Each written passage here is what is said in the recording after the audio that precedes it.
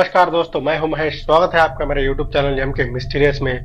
दोस्तों, आज मैं आपके सामने लेकर आया हूं एक ऐसी सच्ची घटना जिसे सुनने के बाद आपको रात में डर जरूर लगेगा। दोस्तों, दरअसल ये कहानी कर्ण पिशाचनी की साधना पर है। दोस्तों, ये कहानी एक लड़के की है जो उसके पिताजी के दोस्त के साथ घटित हुई है। उस लड़के का नाम था अमित। दोस्तों, कर्ण पिशाचनी के बारे में आपको बता दूं, ये एक ऐसी पिशाचनी होती है जिसे अगर मनुष्य खुश कर देता है तो उस मनुष्य को इतना बड़ा बनाती है जो मनुष्य सपने में भी नहीं सोच सकता। इस पिशाचनी को खुश करने के लिए काफी ज्यादा तप करना पड़ता है। साथ ही इसकी भी कुछ शर्तें होती है जो कि मनुष्य को माननी ही पड़ती है। दोस्तों, मैं आपको यह भी बता दूं, अगर मनुष्य उसकी शर्तों को नहीं मानता है तो वह उस मनुष्य का कलेजा निकाल लेती है या फिर उस मनुष्य के कान में हर समय चिल्ला चिल्ला कर उसे पागल कर देती है। यह कहानी दरअसल अमित के पिताजी के दोस्त की है, जिन्होंने कुछ ऐसे साधना से पिशाचनी को खुश कर लिया था। लेकिन उन्हें क्या पता था कि उन्होंने जिसे खुश किया है अंत में वह उनकी मौत का कारण बन जाएगी। दोस्तों, हुआ कुछ ऐसा था कि मेरे पिताजी का दोस्त सुनील अंकल बहुत ही गरीब परिवार से थे। गरीब होने की वजह से उन्होंने उनकी पढ़ाई भी पूरी नहीं की थी। हालांकि अब तक वह कुंवारे ही थे, लेकिन अभी उनकी शादी की बात घर पर चल रही थी। पर सबसे बड़ी समस्या तो यह थी कि शादी में लगने वाला पैसा वो कहां से लाएंगे। सुनील अंकल को यह सारी बातें हमेशा सताने लगी थी। एक दिन वह शिव जी के मंदिर गए थे, तभी उनकी मुलाकात एक तांत्रिक से हुई। उन्होंने उनकी सारी परेशानियां उन तांत्रिक को बताई। तांत्रिक ने सुनील अंकल को ऐसा सुझाव दिया। उन्होंने उन्हें कर्ण पिशाचनी की साधना के बारे में बताया। उस तांत्रिक ने सुनील अंकल को उस साधना के बारे में पूरी जानकारी दी। दोस्तों, उसके बाद क्या था, सुनील अंकल ने तांत्रिक के द्वारा बताई गई सारी बातों का पालन करना शुरू कर दिया। उन्होंने पूजा के दौरान 18 नारियल और 8 दीपक जलाए। सुनील अंकल उस साधना में लगातार 21 दिन बैठे रहे। उन्होंने अपनी कठोर तपस्या के बल पर अंत में जाते जाते पिशाचनी को खुश कर ही लिया। और शायद उसी वजह से उस आग के अंदर कर्ण पिशाचनी उत्पन्न हुई और ठीक उससे सुनील अंकल को उसकी सारी शर्तों से रूबरू करवाया। सुनील अंकल भी उसकी सारी बात मानने के लिए तैयार हो गए। ठीक उसके बाद से ही उन्होंने जुआ खेलना शुरू कर दिया और मार्केट में पैसा लगाना भी।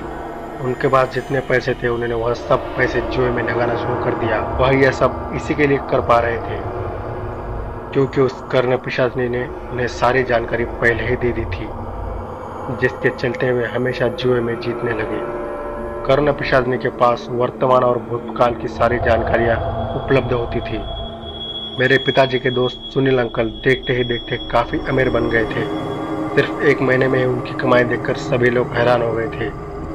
यह सब दूसरे लोगों के समझ के बाहर था। सब हैरान थे कि सुनील अंकल ने कुछ ही दिनों में इतना ज्यादा पैसा कैसे कमा लिया।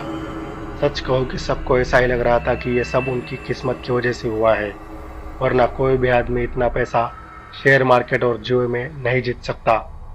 और ठीक कहीं ना कहीं यही बात भी मेरे पिताजी के मन में भी खटक रही थी। कुछ दिनों बाद एक दिन मेरे पिताजी अंकल से मिलने के लिए उनके घर पर गए। वहां पहुंचकर उन्होंने पिताजी का बड़ा जोरदार स्वागत किया। पिताजी तो उनकी प्रॉपर्टी देखकर ही काफी हैरान थे। मन में कई सवाल थे कि इतने ही दिनों में इस आदमी ने इतना बड़ा बिजनेस कैसे खड़ा कर लिया। बस इतना सोचते हुए उन्होंने सुनील अंकल को कमरे में बुलाया। कमरे में बुलाने के बाद जब पिताजी ने उनसे पूछा तो उन्होंने सिर्फ इतना ही कहा कि यह सब मेरी किस्मत की वजह से हुआ है। उन्होंने हर बात को घुमा फिरा कर किस्मत पर हिलाकर खड़ा कर दिया। लेकिन पिताजी को कहीं न कहीं लग रहा था कि कुछ ना कुछ तो गड़बड़ जरूर है, क्योंकि किस्मत भी इतना साथ कभी नहीं दे सकती कि तुम इतना सारा धन और पैसा कमा सको। इसके बाद पिताजी ने उनके साथ कुछ ज्यादा बात करना ठीक नहीं समझा। उन्होंने अपने कदम वापस घर की तरफ घुमाए और रवाना हो गए।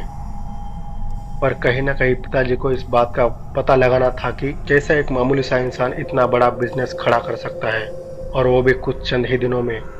सच कहूं, जब वह चौथी फेल थे। इसके बाद पिताजी ने इन सब के बारे में पता लगाया, लेकिन सारी जगह से यह बात पता चली कि इन्होंने शेयर मार्केट और जुए से इतना सारा पैसा कमाया है। थक हार कर पिताजी ने उनकी जांच पड़ताल वहीं पर खत्म कर दी और पिताजी अपने काम में लग गए। सुनील अंकल से बड़े बड़े आदमी उनके घर पर मिलने के लिए आते थे। धीरे धीरे वे ज्यादा लोकप्रिय बन रहे थे। थोड़े ही दिनों में उनके घर पर एक बहुत बड़े आदमी का आगमन होने वाला था। बड़े बड़े आदमी सिर्फ उनकी सलाह के लिए ही उनके घर पर आया जाया करते थे। इसी तरह अंकल ने महीने के आखिर में एक शानदार पार्टी रखी थी। पार्टी में अंकल ने अपने सारे रिश्तेदारों को इनवाइट किया था। हम भी ठीक सुनील अंकल के पार्टी में जाने वाले थे।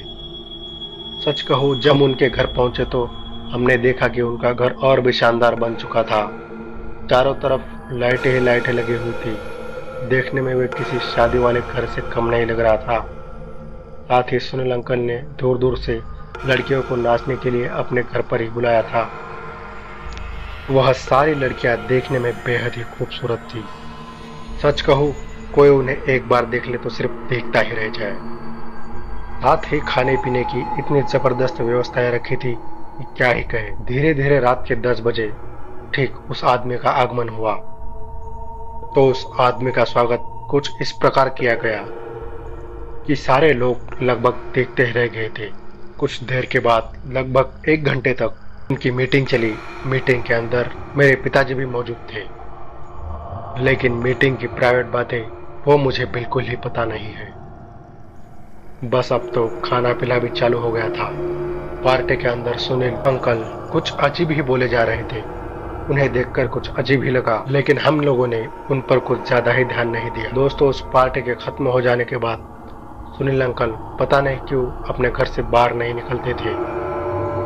वह पूरे ही दिन घर में ही कैद रहने लगे, जिसके बाद से ही घर में एक खामोशी सी नजर आती थी। उनका घर पूरे दिन बंद पड़ा रहता था। न जाने उनको अब ऐसा क्या हुआ कि उन्होंने सबको मना कर रखा था कि उनके घर पर कोई भी भूल कर भी न आए। अगर कोई उनके घर पर जाता तो बाहर से ही चौकीदार आने जाने वालों को वापस घर की तरफ भेज दिया करता था। एक दिन मेरे पिताजी उनके घर पर पहुंचे तो उस चौकीदार ने मेरे पिताजी को ये बोलकर दरवाजे से ही वापस भेज दिया कि साहब तो अंदर ही नहीं है। लेकिन पिताजी ठीक अगले दिन उनके घर पर पहुंचे, पर इस बार भी उस चौकीदार ने कुछ और बहाना देकर पिताजी को वापस घर भेज दिया। पिताजी को कहीं ना कहीं यह विश्वास जरूर हो गया था कि कोई ना कोई तो गड़बड़ है, कि उनके घर से उन्हें थोड़ी थोड़ी चिल्लाने की आवाज सुनाई दी थी। उन्हें पूरा यकीन था कि वह आवाज सुनील अंकल की ही थी, लेकिन पिताजी करते भी तो क्या, क्योंकि वो चौकीदार उन्हें घर के अंदर बिल्कुल भी जाने नहीं दे रहा था। लेकिन पिताजी ने अपना दिमाग दौड़ाया।